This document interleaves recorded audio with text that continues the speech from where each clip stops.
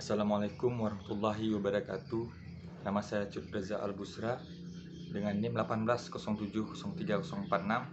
Saya adalah mahasiswa Prodi Biologi Fakultas Sains dan Teknologi Universitas Islam Negeri Aranir, Banda Aceh. Pada kesempatan kali ini saya akan menjawab pertanyaan yang diberikan pada UTS di mata kuliah Ekologi Perairan yang dibimbing oleh Pak Ilham Zulfahmi.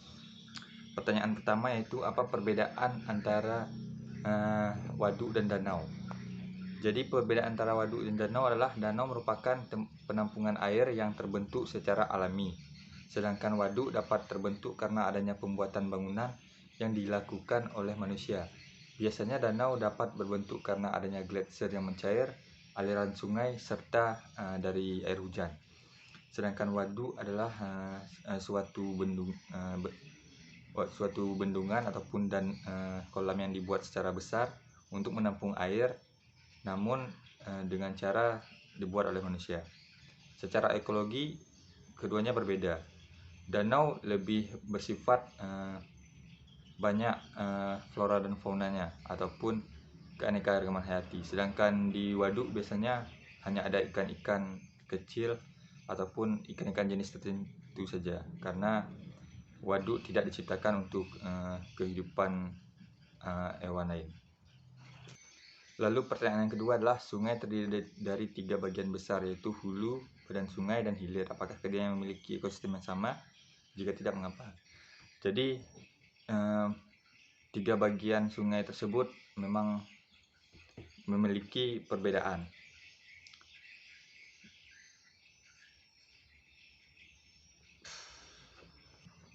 Jadi jika di hulu itu dia kan dari gunung biasanya. Jadi mungkin kehidupan ekosistem itu lebih kaya akan keanekaragaman hayati. Sedangkan di badan sungai cenderung lebih stabil pada ikan-ikan tertentu. Kemudian untuk hilir biasanya airnya lebih sedikit deras.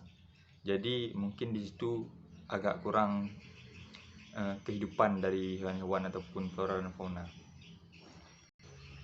Pertanyaan ketiga yaitu jika tidak dikelola dengan baik, waduk berpotensi mengalami eutrofisika. Jelaskan mekanisme terjadinya eutrofisika tersebut dan apa dampaknya bagi biota perairan. Jadi eutrofisika adalah suatu pengayaan nutrisi yang berlebihan di suatu perairan. Jadi dalam kasus ini dijelaskan di waduk. Jika seandainya waduk itu mengalami eutrofisika, apa yang akan terjadi pada hewan-hewan ataupun biota-biota perairannya? Mungkin yang pertama adalah terganggunya penglihatan ataupun terlalu berlebihannya nutrisi juga tidak baik untuk para biota-biota air tersebut, karena mereka akan terganggu dalam mencari makanan atau mangsanya. Dan mungkin ada kelebihannya juga. Jadi jika terjadinya eutrofisika, maka pasokan makanan yang ada di perairan tersebut akan banyak dan berlimpah. Kemudian pertanyaan yang keempat yaitu zona litoral danau lebih rentan terhadap tercemar dibanding zona lainnya. Sedangkan zona ini memiliki keanekaragaman yang lebih tinggi. Benarkah pendapat ini? Kalau menurut pendapat saya benar, karena zona litoral itu kan zona di permukaan ataupun di permukaan air. Jadi tingkat kehidupan di permukaan biasanya cenderung lebih banyak ataupun lebih berkeanekaragaman hayati. Jadi bisa dikatakan bahwa benar pendapat bahwa di zona ini keanekaragaman hayati lebih tinggi, karena di permukaan itu ada gabungan antara oksigen dan kehidupan di air. Dan terakhir yaitu melindungi ekosistem perairan merupakan tanggung jawab dari seorang muslim. Benarkah pendapat ini, dan sebutkan dalilnya. Jadi benar bahwa melindungi ekosistem perairan adalah tanggung jawab seorang muslim. Bahkan bukan hanya perairan, seluruh alam yang ada di dunia ini, baik itu darat, air maupun laut, itu adalah tanggung jawab dari seorang muslim.